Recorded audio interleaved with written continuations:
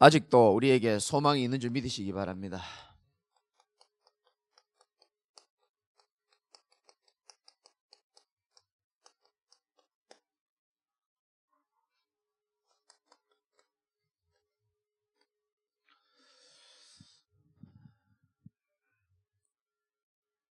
저와 여러분들은 하나님의 사람이기 때문에 어떤 일이 있어도 소망을 가질 수 있는 충분한 자격이 있다고 저는 확신하고 있고요. 무엇보다 저와 여러분들은 왜 소망이 있는지를 정확하게 알아야 됩니다. 이스라엘 백성들이 지금 어려운 가운데 있지만, 저와 여러분이 지금 어려움 가운데 있는 것처럼 보이지만, 우리는 사실은 최고의 배경을 가진 자들입니다. 저와 여러분들은 최고의 배경을 가진 사람들이에요. 사람은 그가 가진 배경에 따라서 그 사람이 다르게 보일 수도 있는 거거든요. 우리의 배경은 사실 눈에 보이지 않는 배경입니다. 무슨 배경이냐? 하늘 보좌의 배경을 가지고 그리스도께서 저와 여러분들과 항상 함께하는 그런 배경 속에 있는 줄 믿으시기 바랍니다. 또 저와 여러분들은 전도자의 기도의 배경 속에 있습니다. 오늘 우리 친척분 한 분, 할머니가 전화 오셔가지고, 김 목사야, 내가 명절이라서 니한테 전화한다. 이렇게. 그래서 제가 아이고 이모 할머니, 제가 전화 명절에 드렸었는데 전화를 안 받으셔가지고 제가 따로 드린다는 게 못 드렸습니다. 내가 나이도 많고 이제 내가 할 수 있는 것은 김 목사를 위하여 기도하는 일이다. 제게는요 굉장히 힘이 되었습니다. 예전에 제가 기도해도 소용없다라고 말은 안 하지만 그렇게 믿었을 때가 있었거든요. 그때 사람들이 저를 위해서 기도한다 그러면 별로 반갑지가 않아요. 아우 장로님 고맙습니다 해놓고 별로. 근데 제가요 이 기도의 소중함과 기도의 응답의 비밀을 좀 맛보다 보니까 기도의 배경만큼 우리 인생에 중요한 배경은 없구나라는 걸 제가 많이 느낍니다. 저와 여러분들은 전도자의 기도의 배경이고 성삼위 하나님이 함께 할 수밖에 없는 배경임을 꼭 믿으시기 바랍니다. 지금 제일 시끄러운 뉴스 기사가 보니까 그 배구 선수들 얘기가 많이 나오더라고요. 나는 이 사건이 터지기 전에도 그 배구 선수를 알았어요. 사실은 개인적으로 아는 건 아닌데 잘생겼더라고요. 그래서 이제 우연찮게 기사 검색하다가 다시 한번 보고 이 친구들이 뭐 학폭 때문에 이렇게 많이 거의 사회에 매장당할 만큼 굉장히 어려운 상황에 있더라고요. 저는 뭐 다른 거는 뭐 얘기할 게 없고요. 목사로서 조금 오늘 새벽에도 말씀 받았지만 우리가 조금 걱정 아닌 걱정이 되더라고요. 자기 나름대로는 이쁘지, 키도 크지, 돈도 많지, 다 갖췄잖아요. 세상 사람들이 바라는 것 다 갖고 있습니다. 근데 제가 영적으로 딱 보면은 이게 없어요. 배경이 없습니다. 예수님께서 말씀하신 것처럼 마태복음 7장에 보면은 모래 위에 지은 집이 있다 그랬거든요. 아무리 훌륭하고 대단한 인생이라 그래도 모래 위에 지은 집은 비가 오고 창수가 나면은 무너짐이 심하다 그랬습니다. 전 솔직히 그 친구들 걱정됩니다. 인생을 포기하지도 않을까 이런 생각이 들 만큼. 왜냐? 복음 없는 사람들은요 위기가 오면 극단적으로 육신적이 됩니다. 영적인 거 하나도 모르기 때문에. 사람이 힘든 것은 문제가 커서 힘들다고 여러분 생각하죠? 아닙니다. 문제가 있어도요 거기에 대한 하나님의 답을 가진 자는 이길 수 있는 줄 믿으시기 바랍니다. 근데 문제가 큰 게 중요한 게 아니고 그 문제를 향한 이 친구들은 답이 없어요. 여러분들은 한계가 오면 이번 주 강단 말씀이 딱 답이 되잖아요. 아닙니까? 나는 지금 절망이라고 생각했는데 하나님께서 이번 주에 그래 아니다, 오히려 우리에게 소망이 있는 이 축복의 시간이다. 우린 이 말씀이 답이 있는데 인생의 해답도 있고. 불신자들은요 엄청나게 이쁘고 키도 크고 돈도 많아요. 하나 없습니다. 배경. 하나 없어요. 영적인 지식만 없어요. 그러니까 성공해놓고 어느 날 비가 오고 창수가 없을 땐 모르죠. 비가 오고 창수가 불고요, 바람이 불고 하면은요, 무너짐이 어떻다고요? 심합니다. 근데 저와 여러분들은 아무것도 아닌 것처럼 보이고, 여러분 자신 쳐다보면 절망될 때도 있죠. 그게 틀린 겁니다. 성경이 말씀하는 내가 정확한 거예요. 저와 여러분들은 예수가 그리스도라는 정확한 고백 위에, 반석 위에 세워진 인생임을 믿으시기 바랍니다. 그래서 때로는 여러분들이 비가 오고 창수가 불고 내가 못 견딜 것처럼, 때로는 내가 봐도 내가 이해가 안 될 정도로 무너질 때도 있지만은, 무너지지 않는 까닭은 그 주초를 반석 위에 세웠기 때문이라. 이게 저와 여러분들의 배경이에요. 여러분들은 쉽게 그리스도, 예수는 그리스도라고 생각할지 모르겠지만 그 고백 한 자의 배경은 어마어마한 줄 믿으시기 바랍니다. 이 배경을 우리가 가지고 있는 겁니다.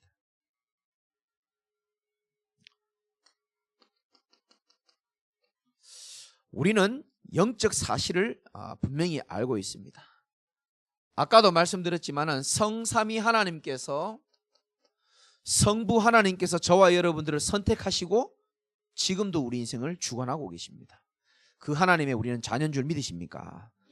끊을 수 없는 사랑 속에 저와 여러분들이 거하고 있는 겁니다. 사람은 누군가로부터 사랑을 받고 있을 때 굉장한 힘과 여유가 생겨요. 동물도 마찬가지죠. 사랑을 풍성히 받는 동물, 그렇지 않은 것 틀립니다. 사람은 사랑을 먹고 사는 존재거든요. 모든 포유류 중에 동물 가운데 엄마와 눈을 마주치면서 젖을 먹는 것은 인간밖에 없어요. 그래서 우유를 먹고 자라는 것처럼 보이지만, 엄마 젖을 먹는 것처럼 보이지만 사실은 사랑을 먹고 자라는 존재거든요. 하나님의 사랑이 얼마만큼 크냐? 로마서 8장에 보면 어떤 일이 있어도, 심지어 죽음도 우리를 그리스도 안에 있는 사랑에서 끊을 수 없다라고 그랬습니다. 끊을 수가 없죠. 어떻게 끊을 수가 있겠습니까? 그리고 성자 예수 그리스도께서 하늘과 땅의 모든 권세를 가지신 그분이 우리와 항상 함께 있겠다고 약속했습니다. 이거는 무조건 사실입니다. 여러분의 상태와 행위와 아무 상관없이 하나님의 약속입니다. 항상 함께 하겠다. 그리고요, 뭐 다 같지만은 성령께서 주로 하시는 일이 있습니다. 로마서 8장 26절부터 쭉 나오잖아요. 성령은 우리의 연약함을 도와주고 계시는 분입니다. 지금까지 저와 여러분들이 우리의 힘으로 온 것처럼 보이죠? 아니요. 성령께서 우리를 도와줬기 때문에 오늘 이 자리까지 계시는 겁니다.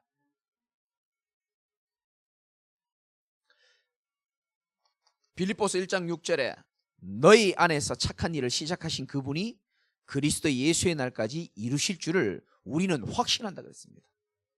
확신 가지셔야 되는 겁니다. 그래서 하나만 조금 붙잡으면 됩니다. 저와 여러분들이 관점만 조금 바꾸면 됩니다. 소망 없는 연약한 육신적인 나의 관점으로 쳐다보면 전부 다 문제처럼 보일 수 있어요. 아닙니다. 이 사람이 날 왜 이렇게 괴롭히냐? 아니요. 그 사람 영적으로 힘이 없어서 그렇습니다. 창세기 3장, 6장, 11장으로 보는 것이 아니고 우리는 이제 하나님의 관점으로 보면 우리의 직장도 선교지가 될 수 있고, 하나님의 관점으로 보면 모든 문제처럼 보이지만 사실은 전부 다 우리를 살리려고 하는, 우리를 바꾸시려고 하는 하나님의 축복된 계획이 다 들어있습니다. 잊지 마셔야 됩니다.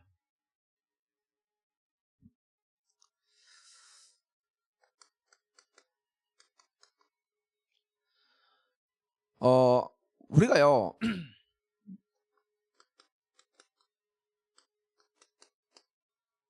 절망 없는 오늘로 우리가 만들어야 되는데, 제일 첫 번째로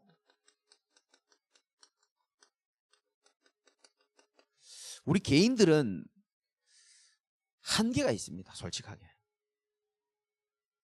늘 과거에 매여 있는 길들여져 있는, 각인되어 있는 내 모습이 있단 말이에요. 거기에 우리는 어쩌면 종로를 타고 있는지 모릅니다. 그리고 현재의 불안하고 또 미래가 막연하고, 이스라엘 백성들은 늘 이런 상태에서 광야를 이렇게 보낸 겁니다. 렘넌트 7명들은 그렇지 않았죠. 렘넌트 7명들은 요셉은요, 감옥에 있을 때나 총리로 있을 때나 사실은 별로 상관없었습니다. 여러분, 제가 분명히 말씀드렸죠.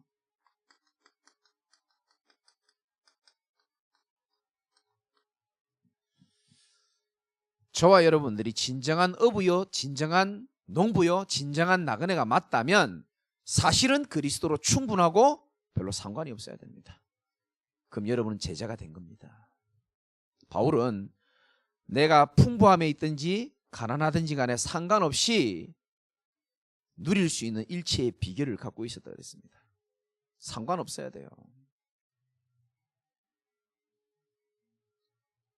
저와 여러분들이 오직이 되는 만큼 우리는 상관없는 응답을 누릴 줄 믿으시기 바랍니다. 꼭 기억하셔야 됩니다. 저와 여러분들은 다른 게 아니고요, 하나님께서 우리에게 분명히 말씀을 주셨습니다. 디모데후서 2장에 있는 것처럼 진정한 농부라고 우리의 정체성을 말씀하셨습니다. 진정한 농부는 잡초와 전쟁하지 않습니다. 여러분, 우리가 육신적인 전쟁할 게 아니고 영적인 전쟁해야 될 중요한 시간표입니다, 지금. 그래서 우리를 영적인 파수꾼이라고 그랬잖아요. 여러분, 우리는 진정한 어부예요.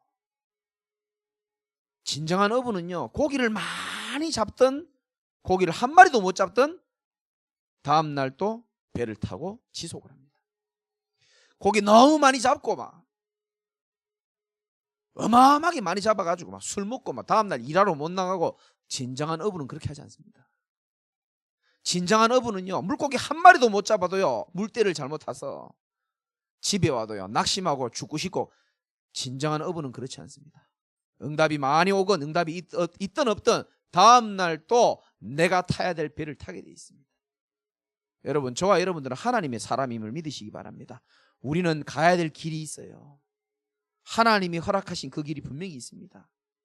그래서 응답이 있든 없든 때를 따라 돕는 은혜를 우리가 사모하면서 가야 될 줄 믿으시기 바라고요.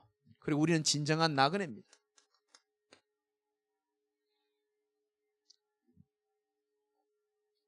너무 많은 짐을 지고 살지 마세요. 수고하고 무거운 짐을 다 하나님 앞에 내려놓을 줄 알아야 됩니다. 너무 많은 근심, 너무 많은 욕심, 나그네다운 인생은 아닙니다. 나의 모든 것을 하나님이 다 알고 계시고, 내 인생의 만왕의 왕이시고 만주의 주이신 그분이 우리 인생을, 나보다 나를 더 사랑하시는 그분께서 우리 인생을 절대 주권 속에서 잡고 계시는 줄 믿으시기 바라고요. 우린 나그네죠. 이 정체성이 분명해야 한계가 오지 않습니다. 왜? 우리는 진정한 가치를 발견했기 때문에 그렇습니다. 그렇죠? 우리 진정한 가치를 발견했잖아요. 우리 젊은 친구들이 그게 좀 안타깝죠. 우리 어른들이 걱정하는 게 그거잖아요. 우리 권사님이나 장로님들은 창세기 3장의 어둠의 맛을 봤잖아요. 맞죠? 하나님 떠난 인생이 얼마나 비참하다는 것을 눈으로 봤습니다.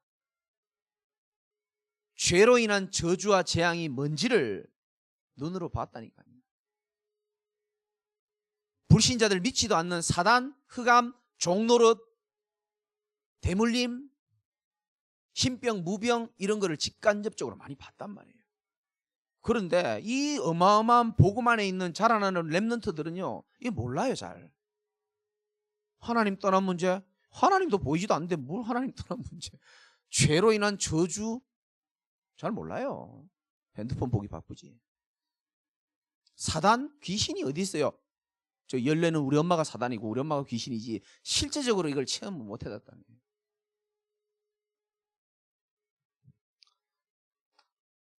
저는 공부해서 그리스도를 뭐 이렇게 누리고 이런 게 아니고요. 제 인생을 보고도요, 정말 가치가 느껴지고요. 내 친구들 인생 보면서요, 복음이 없으면 참 다 저렇게 사는구나. 신문을 보고 뉴스를 봐도요, 그럴 수밖에 없구나. 아프리카를 가보고 미국의 뉴욕을 가봐도요, 후진국은 후진국대로, 선진국은 선진국대로 복음 없으면 인생 답이 없구나. 교도소의 유치장의 죄인들을 봐도요, 그래 말이지, 저 사람들이 사람이 나쁜 게 아닌 것 같아요. 뭔가에 잡혀 있는데 몰라. 왜? 말해주는 사람이 없었거든요. 여러분, 저와 여러분 신앙생활 열심히 하려고 하지 말고 먼저 그리스도의 가치부터 발견하시기 바랍니다. 가치를 발견한 사람은 모든 걸 다 드릴 수 있어요. 근데 가끔 얘기하잖아요. 우리 아이들이 지금 커서 이런 예화가 별로 어울리진 않지만은, 여러분, 내 아이가요, 그럴 일 없지만 유괴범에게 잡혔다고 한번 생각해 보세요. 아버지는요, 정상적인 부모는요, 무슨 수를 써서라도 그 아이를 건지기 위해서 할 수 있는 걸 다 합니다. 아들이 잡혀 있는데, 지금 5억을 당장 가져와. 그럼 갖고 올 수 있을까 없을까? 내가 갖고 올 수 있겠지. 왜냐하면 요 장모님한테 1억 빌리고, 요 1억 빌리고, 1억 줄 거야 안 줄 거야? 저 가짜라도 대답이라도 좀 시원하게 해주지. 아이 섭섭하네. 1억씩 다 빌려갖고 내가 5억 만들어낸다니까요. 왜? 내 아들을 끄집어내야 되니까. 계산할 것도 없어. 어제까지 말 안 듣고 아버지를 속상하게 해서도요, 잡혀있으면요, 건져내기 위하여 아버지는 모든 걸 다 한다니까요. 뭐 물론 돈 안 빌려주면 못 건져낼 수도 있지만은. 근데 좀 안타까운 얘기지만 우리 마누라가 유괴범에게 잡혀있다. 그럼 어떻게 하겠습니까? 뭐 최선을 다해서 돈 구해보다가 안 되면 뭐 하나님의 또 다른 계획이 있는 줄 믿고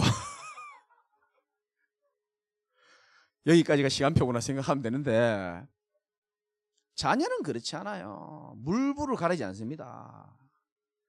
그 하나님이 우리를 건지기 위하여 자기의 하나밖에 없는 독생자를 죽기까지 하면서 저와 여러분들 은혜로 구원한 줄 믿으시기 바랍니다. 믿으라 해도 못 믿고요, 아무리 설명을 잘해도 불신자들 못 믿습니다. 그런데 우리는요, 이 복음을 들은 정도가 아니고요, 현장을 통해서 직간접적으로 계속 그리스도가 아니면 안 되는구나라는 가치를 우린 계속 발견하잖아요. 냉정하게 말하면 한계 와도 괜찮아요. 왜? 우리 안에 계신 그리스도는 절대로 한계가 없는 분인 줄 믿으시기 바랍니다. 우리가 그런 존재라니까요.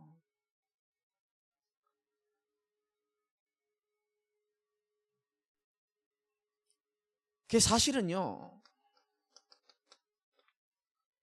뭐 제 설교를 많이 들으신 분들은 알겠지만요, 우리는 과거에 열심히 신앙생활을 해야 된다고 생각합니다. 아닙니다. 정말 내 안에 그리스도를 가치를 발견한 자의 인생이 바로 언약의 여정이에요. 그게.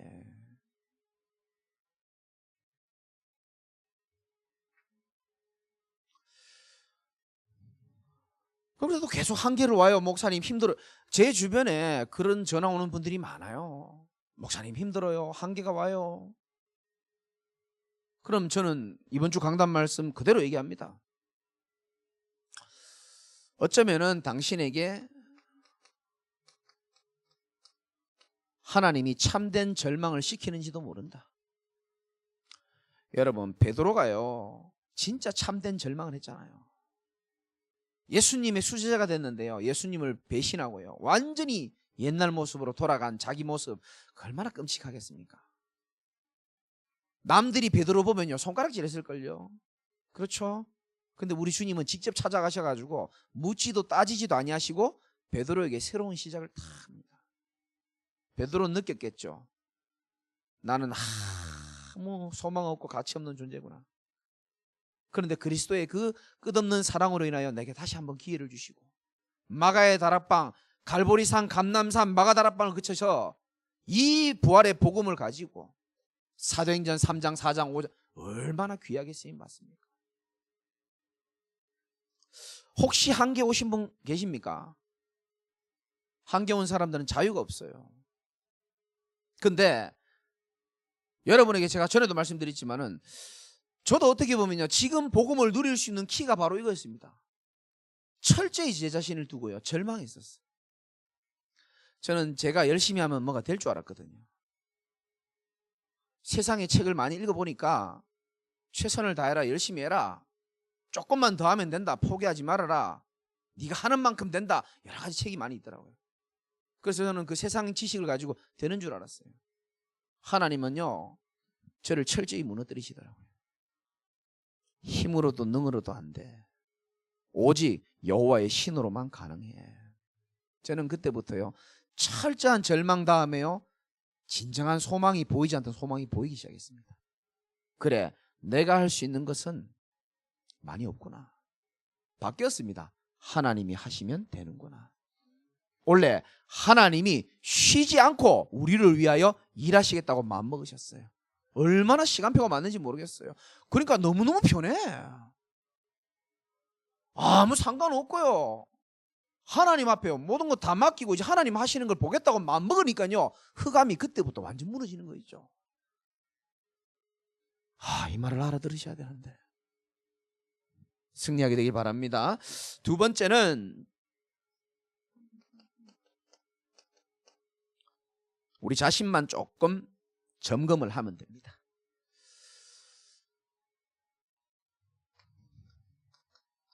위치입니다. 하나님은 우리의 영적인 위치에 대해서 매일 질문합니다. 아담아, 네가 어디 있느냐? 모르고 묻는 게 아닙니다. 그건요, 죄 가운데 빠져 있는 상태에서 물어본 거거든요. 아담이 죄 짓고 난 다음에 질문한 겁니다. 놀고 있을 때 질문한 게 아니에요. 너무너무 사랑하고 존귀한 내 아들이 죄 가운데 빠져가지고 나무 밑에 우울하게 있으니까 하나님 마음 아픈 거예요. 내가 너를 짓고 만들 때에는 이렇게 불행하도록 만들지 않았는데 네가 실수로 죄 가운데 빠져가지고 거기 있어서는 안 된다는 겁니다. 나와 함께 교제하고. 그 사실은요, 그 질문하는 게요, 몰라서 묻는 게 아니고 내가 만든 너는, 하나님이 만드신 나는 진정한 행복과 축복을 누리기 위하여 내가 너를 만들었으니까 지금이라도 영적인 축복을 회복하자는 뜻이거든요. 위치 똑바로 하라, 그 말이 아니고요, 나의 위치를 점검하는 겁니다. 두 번째는 방향입니다. 요나가요, 하나님과 반대되는 방향에서 열심히 했어요. 아담아, 네가 어디 있느냐라면 두 번째는요, 우리가 어디로 가고 있는지가 참 중요합니다. 저와 여러분들은 언약의 흐름만 잘 따라가시기 바랍니다. 좀 조심스러운 메시지지만 15년 전이나 10년 전에 제가 알고 있던 권사님, 집사님들 지금도 연락되는 분도 있고요, 이야기 제가 많이 듣습니다. 10년 동안 여러분들처럼 이렇게 많이 변화되는 분들도 계시지만 소수예요. 많은 분들이 그대로 똑같아요. 근데 변화되는 사람을 제가 좀 통계를 좀 좋아하거든요. 비밀이 뭘까 유심히 분석해 봤어요. 3가지 공통적인 특징이 있더라고요. 그 사람들은 포기하지 않고 끝까지 메시지 주는 영적인 사역자가 곁에 있었다는 것, 그게 하나 있었고요. 두 번째, 정말로 기도의 배경 속에 있다는 것을 제가 발견했습니다. 세 번째, 강단의 흐름을 철저히 따라갔었어요. 여러분, 언약의 흐름 속에 여러분 방향을 꼭 맞추시기 바라고. 그리고 목표입니다. 내가 무엇을 위하여 사느냐 중요합니다. 너희가 먹든지 마시든지 하나님의 영광을 위하여 하라 그랬거든요. 저와 여러분의 인생이 하나님의 영광이요 그리스도의 발자취를 남기는 증인의 삶이 되시기 바라고요. 절망 없는 오늘로 만들기 위한 비밀이 몇 가지 있습니다. 첫 번째가 뭐냐 하면은 뭘 열심히 하는 게 아니고, 여러분들은요, 첫 번째가 다른 축복입니다. 이게 무슨 말이냐 하면은 언약의 여정을 걷고 있지만 사실은 다릅니다. 요셉의 여정이 다윗의 여정이랑 같지만 달라요. 바울의 축복과 사무엘의 축복과 응답은 같지만 다릅니다. 시대가 다르고 시간표가 틀리기 때문에. 그래서 여러분 속지 말아야 되는 것은 절대로요, 여러분 주변이나 옆에 사람을 보고 나를 비교하면 안 돼요. 그건 아주 불신자적인 생각입니다. 그건 아주 세상적인 사고입니다. 세계관입니다. 아니, 응답이 틀리고 시간표가 틀리고 여정이 다 틀리다니까요. 이걸 제가 몰라가지고 얼마나 비교하면서 내가요 많이 힘들었는지 몰라요. 누구는 아버지 잘 만나가지고 저 으리으리한 큰 건물에 교회 목사가 돼가지고 최고의 영광을 받는 것 같고, 난 아버지도 일찍 죽고 아무 배경도 없고, 욕은 하면 안 되고 C까지밖에 안 했기, 언제 편집 좀 해라면서. 괜히 사람이 그래 된다니까요. 이게요, 괜히 보고 비교하고요, 내 남편 비교하고 내 자식 옆에 비교하고요, 저 아들은 돈 잘 벌어다 주는 것 같은데 그런 생각 많이 든다니까요. 인간인지라 할 수 있지만은 여러분 꼭 아셔야 됩니다. 하나님은 나에게 주실 축복은 따로 있는 줄 믿으시기 바랍니다. 따로 있습니다. 어찌 그 속습니까? 우리가 개개인에게 주신 하나님 축복 다 따로 있다니까요. 그걸 찾고 가는 길이 여정이에요. 그걸 누리는 게 여정인 겁니다.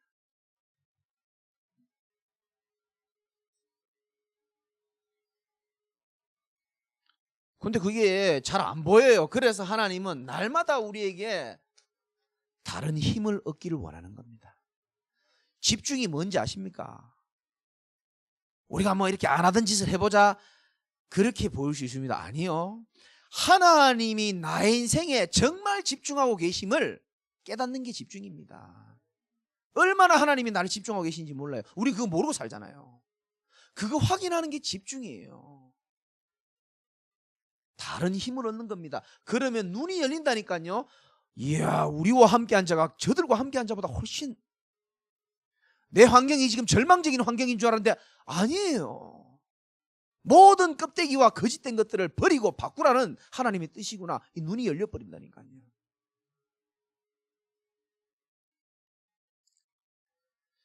절대 속을 필요 없습니다. 우리는 이 비밀 속에서 다른 축복, 다른 힘, 다른 눈이 딱 열리면요, 그때부터 우리가 이해할 수 없는 다른 세계가 보이기 시작합니다. 다른 나가 보이기 시작합니다. 창세기 3장에 종로로 됐던 헛된 소망을 쫓아갔던 내가 이제는 하나님의 언약을 이룰 멋있는 인생으로 바뀌는 줄 믿으시기 바라고요. 이제는 우리가 이렇게 만들어야 됩니다. 소망이 있는 오늘로.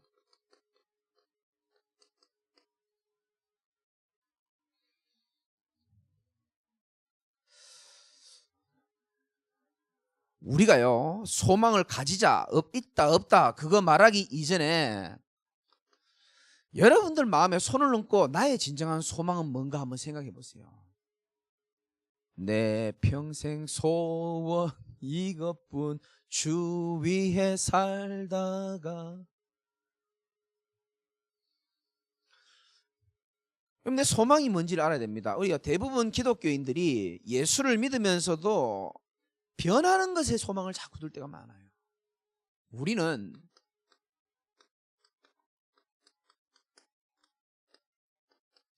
변하지 않는 것에 소망을 두고 살아야 됩니다.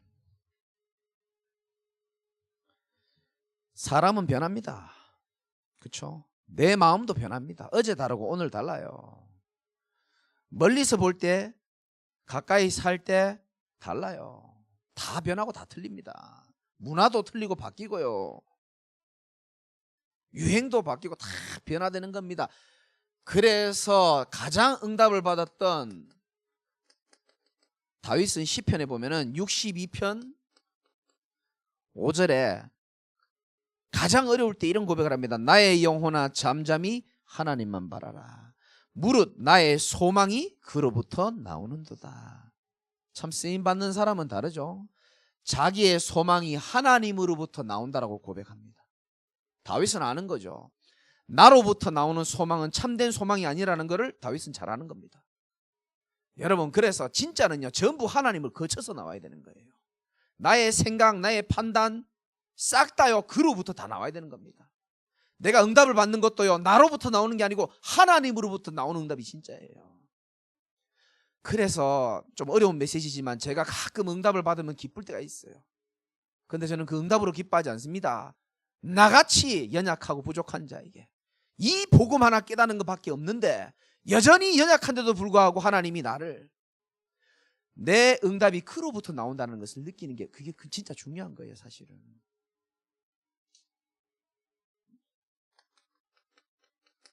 신약에는 바울 사도가 디모데에게 이런 중요한 얘기를 합니다. 디모데전서 6장 15절에 보면 하나님은 복되시고 유일하신 주권자시고 만왕의 왕이시고 만주의 주이시다. 그걸 얘기해 놓고 이렇게 얘기합니다. 17절에 네가 이 시대에 부한 자들을 명하여 마음을 높이지 말고 정함이 없는 재물에 소망을 두지 말고 오직 우리에게 모든 것을 후히 주사 누리게 하시는 하나님께 돌아. 바울이 가장 아끼는 제자에게 주는 메시지입니다.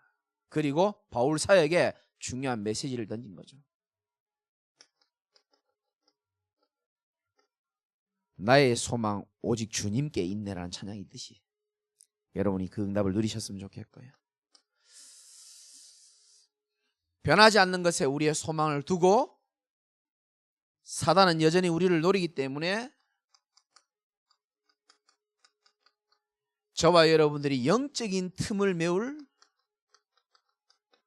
도전을 40일 앞두고 미리 시작해야 됩니다. 원래는 우리가 미리 응답받고 미리 봐야 되기 때문에 오늘 메시지 듣는 분들은 다 결단하십시오. 우리에게는 빈 시간이 굉장히 많습니다. 이 빈 시간에 이 소중한 시간에 이 틈을 메워야 됩니다. 어떻게 메워야 되겠습니까? 말씀과 기도로 여러분 충만한 시간 가지시기 바랍니다. 여러분의 삶의 안테나를 하나님께 고정시킬 수 있어야 됩니다. 이 빈 시간이 너무 많아요. 실컷 예배 잘 드리고요. 돌아가서 빈 시간에 실패하거든요, 우리가. 그렇죠? 그래서 빈 시간, 이 영적인 틈을 막는 데 도전해야 됩니다. 빈 마음.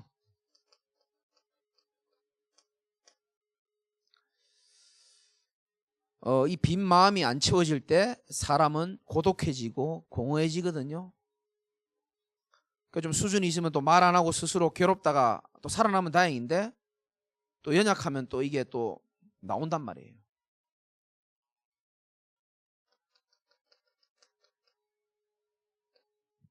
입술의 파수꾼입니다. 저와 여러분들 마음을 지킬 수 있는 사실은요 입을 벌려서 말하는 모든 메시지를 하나님 다 들으시거든요. 마귀도 다 듣습니다. 입술의 파수꾼을 둬가지고 우리의 마음과 생각을 치고 들어오는 모든 흑암 세력들을 여러분 다 이기시기 바라고. 세 번째는 빈 생각입니다.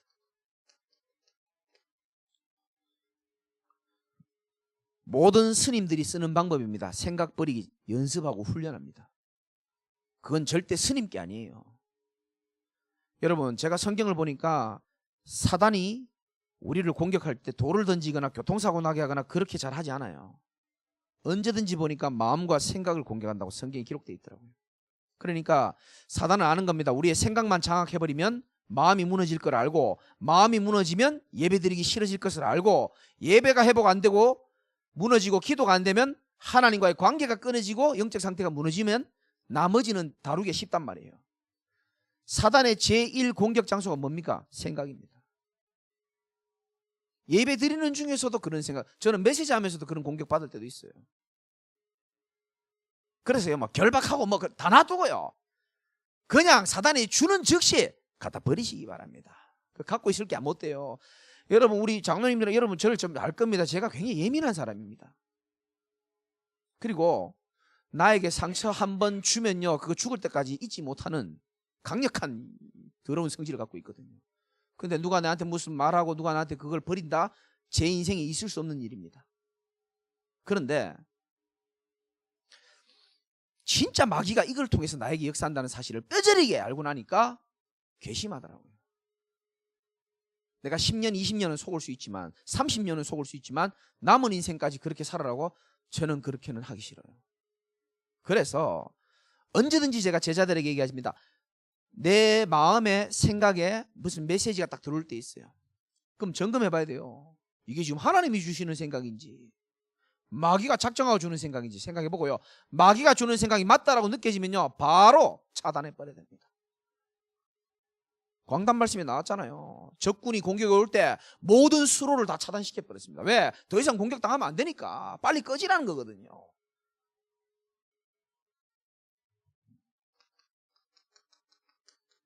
차단하는 겁니다. 지난주 강단 메시지를 참고하시면 되고요. 마지막으로 우리는 행복하고 즐거운 40일 집중이 이제 기다리고 있습니다. 아멘입니까? 왜 웃으세요? 즐겁고 행복한 지금 40일 집중이 시작되고 있음을 여러분 아마 피부로 좀 느끼고 있을 겁니다. 왜냐하면 이 친구가 40일만 되면 원래 나자빠진 친구거든요. 영상으로는 누군지 모르죠. 네. 이 자매님이 그래요. 40일만 되면 자빠져. 멀쩡하게 교회 잘 나오다가도 또 40일만 시작하면 자빠져. 그래서 내가 생각했죠. 저 친구가 연약하다, 사단이 공격하는 게 아니고, 이게 중요한 거구나. 이게 마귀 입장에서 굉장히 중요한 거구나. 제게는 굉장히 귀한 깨달음을 주신 고마운 분이에요. 더 이상은 그 깨달음을 안 줘도 돼요. 안 줘도 되고. 도전을 하는데 어떻게 도전을 하느냐? 첫 번째입니다. 영적 도전이죠, 일단. 첫 번째는 뭐냐 하면은 올해 237 치유 썸밋 살릴 우리는 영적 파수꾼에 여러분 도전하시기 바랍니다. 성경 말씀은 고린도후서 10장 4절부터 나옵니다. 이 복음의 능력은 나의 어떠한 견고한 진도 무너뜨릴 수 있다라고 성경이 분명히 나와요. 저는 말씀 그대로 믿거든요. 그리고 전 체험해봤습니다. 하나님의 능력과 복음의 능력은 어떠한 견고한 진도 무너뜨리는 능력이 있는 줄 믿으시기 바랍니다. 이 영적 파수꾼이란 말은 아무 생각 없이 들으면 아무 도움 안 되지만 깊이 있게 생각해보면 엄청난 게 들어있어요. 여러분 인생을 사실 어렵게 만들고 갈등시키는 문제가 사실 육신적인 거거든요.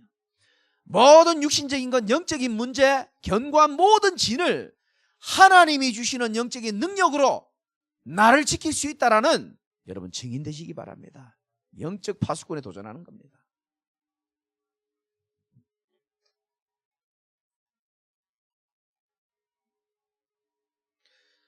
말을 많이 하지 말고요.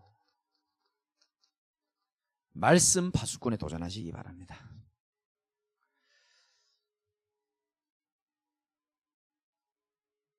말씀을 지키자가 아니고 말씀으로 나를 지키는 겁니다. 하나님의 말씀은 곧 하나님이거든요. 그 하나님의 언약을 우리가 붙잡았을 때 하나님이 나를 지키는 걸 보게 될 겁니다. 중요한 응답이죠. 세 번째는 기도의 파수꾼입니다.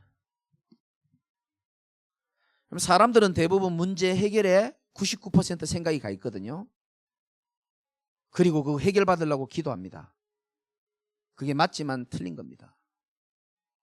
그 사이에 중요한 게 다 빠져 있어요. 사람들은 문제 해결에 모든 관심을 가지고 있고 그거 해결해 보려고 기도를 부탁하기도 하고 기도해 준다 그러면 좋아하기도 하고 또 기도를 하기도 합니다. 근데 그 중간에 사이에 중요한 게 하나 빠져 있습니다.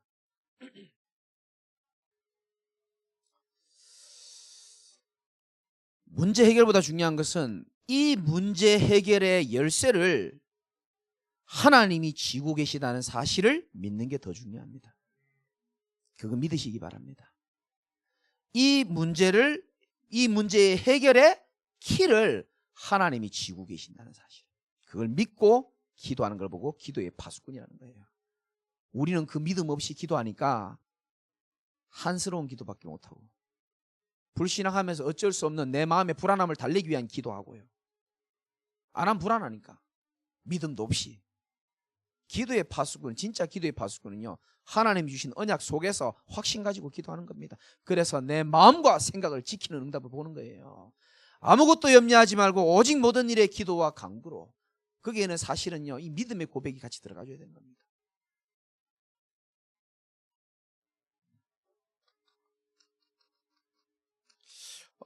네 번째는 전도의 파수꾼입니다. 이번에 제가 지방 좀 갔다 오면서 집사님 부부를 좀 만나가지고 이야기를 했어요. 남편이 그 직장에 부하 직원이 한 10명 정도 있고 본인이 사장님인데, 이번 주 강단 말씀 그대로 제가 전달했습니다. 하나님의 관점으로 보면 당신이 있는 그 직장, 하나님이 보낸 중요한 선교지다. 직장 사람들 지금 경기가 어려우니까 자를 수도 있고 돈을 더 줄 수도 있고, 그것도 생각해야 되겠지만 하나님이 내게 허락하신 선교지라고 생각하고 한번 생각해봐라. 그러면 다른 세계가 열릴 것이다. 내가 이렇게 메시지 주고 왔거든요. 저는 원래 하나님이 주신 말씀을 매일 묵상합니다. 우리 교회와 저와 여러분에게 주신 응답입니다. 백성이 올 길을 닦으라 그랬습니다. 왜 하나님이 이 말씀을 주신지 저는 잘 몰라요. 그런데 하나님 주셨기 때문에 저는 그냥 믿어요. 우리가 부족하지만 하나님이 급하기 때문에 중요한 하나님의 사람들을 보낼 것이라고 하나님 말씀 주시고, 이제 백성들이 올 길을 닦으라는 겁니다.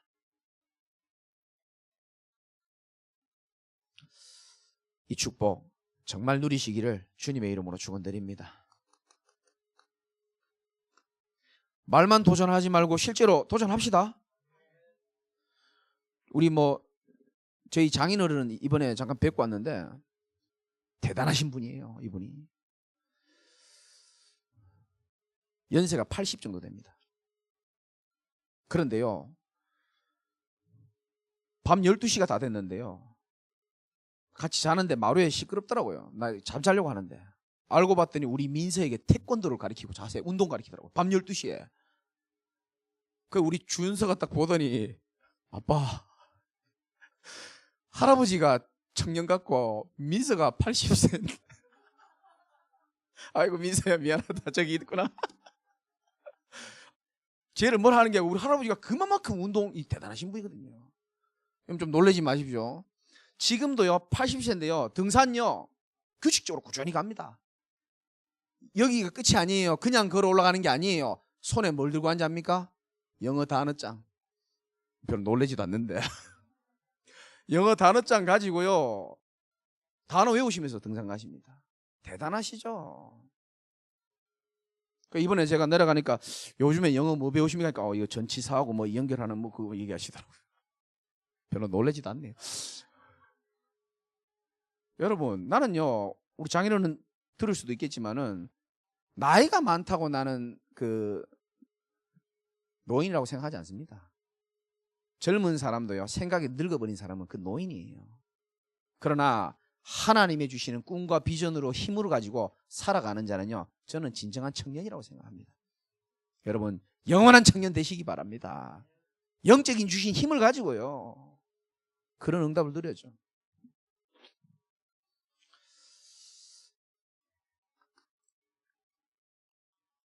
에스라서 한 주에 다 끝납니다. 나 정말 이번에 하나님 좀 이해가 안 되더라고요. 원래는 제가 계획했던 거는 1장, 3장 이 계획이 있었거든요. 근데 하나님 자꾸 그 앞쪽에 메시지 안 주더라고요. 그래서 이제 10장을 딱 하고 바로 넘어가는데, 그래도 여러분이 넘어가기 전에 우리 수요 예배 드리신 분들은 다 사명자들이기 때문에 언약은 잡고 넘어가야 됩니다. 에스라서에 보면 세 종류의 사람이 나옵니다. 첫 번째는 에스라입니다.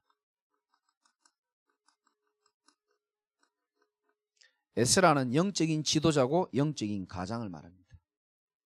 에스라 9장 읽어보면 아시겠지만 엄청난 영적인 지도자, 영적인 가장에게도 어려움이 옵니다. 9장 3절에 보면 내가 이 일을 듣고 속옷과 겉옷을 찢고 머리털과 수염을 뜯으며 기가 막혀 앉으니. 기가 막힌 일도 영적인 사람, 영적인 가장에게 올 수 있어요. 바울이 그랬잖아요. 살 소망이 끊어질 만큼 어려움이 왔다 그랬습니다. 그러나 그건 다 과정입니다. 하나님이 끝내 영적인 가장에게 은혜 주셔서 결국은 하나님이 완전 승리하게 될 줄 믿으시기 바랍니다. 그래서 영적인 지도자, 영적인 가장 에스라는요 10장에 있는 말씀 그대로입니다. 어떤 일이 있어도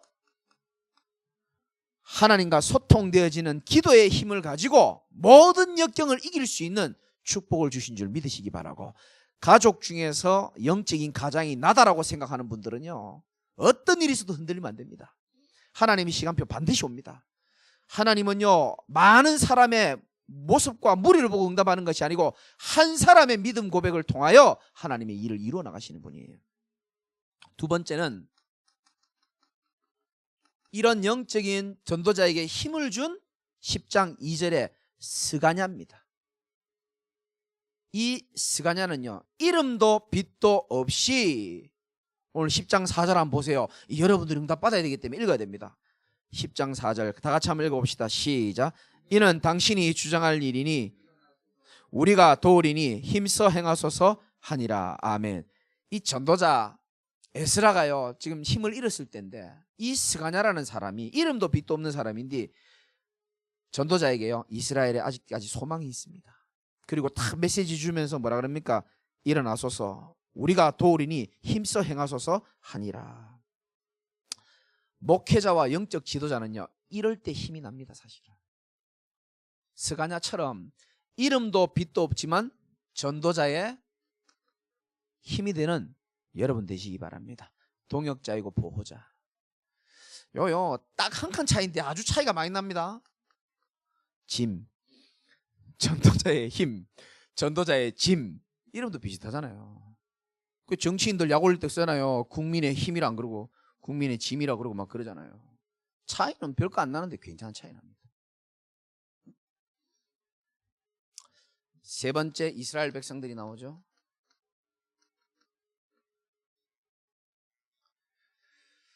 저는 이걸 복음적으로 좀 보니까요, 이스라엘 백성들 아직도 정신 못 차립니다. 그렇죠? 그런데 하나님이 결국은 이들을 회복시키는데, 에스라와 같은 정말 영적인 지도자, 스가냐와 같은 이름도 빛도 없는 하나님의 사람, 전도자의 동역자, 이 속에 그냥 얻어 걸려 있는데 덩달아서 그냥 응답과 축복을 다 누리게 되었습니다. 언약의 흐름 속에만 있는데도 불구하고 그 응답을 다 누리게 됩니다. 난 여러분들이 그 응답의 주역이라고 생각합니다. 주일날도 말씀드렸지만 한국 기독교가 아까 신문에도 읽어보니까 나오더라고요. 매몰차게 지금 매를 맞고 있습니다. 맞고만 있지 대항할 힘도 없고 대항할 논리도 없습니다. 이런 어려운 시대에 아무 소망 없어 보이고 교회가 소망 없어 보이고 성도들이 그래 보여도 저는 좀 생각이 틀립니다. 아직도 소망이 있는 게 아니고 오히려 많은 사람들에게는 진짜 복음만이 소망이고 진짜 복음 전하는 교회만이 소망이다라는 보이지 않는 메시지가 저는 각인이 되고 있다고 생각합니다. 코로나는요, 모든 가짜들을 다 드러내는 시간표입니다. 그렇죠? 모든 이상한 사이비, 이상한 교 다 드러냅니다. 그러면서 우리에게도 주는 메시지가 있습니다. 인간의 욕망을 다 차단되는 이 중요한 시간표에 이렇게 어렵게까지 하면서 절망을 주면서까지 하나님 우리에게 주시는 메시지가 있습니다. 네가 가지고 있는 이 복음은 정말로 이 시대에 너무너무 중요한 복음이기 때문에 절망하지 말고 다시금 소망을 붙잡고 하나님이 너에게 집중하고 있으니까 언약의 흐름 따라서 언약의 여정을 걷고 있음을 믿고 승리하라는 사인인 줄 믿으시기 바라고요. 저와 여러분이 새롭게 시작하시기를 주님의 이름으로 축원드립니다. 하나님 감사합니다. 가장 소망이 넘쳐야 될 우리 사랑하는 제자교회 사명자들, 가장 추운 날 또 이렇게 가장 중요한 시간표에 하나님 앞에 나왔습니다.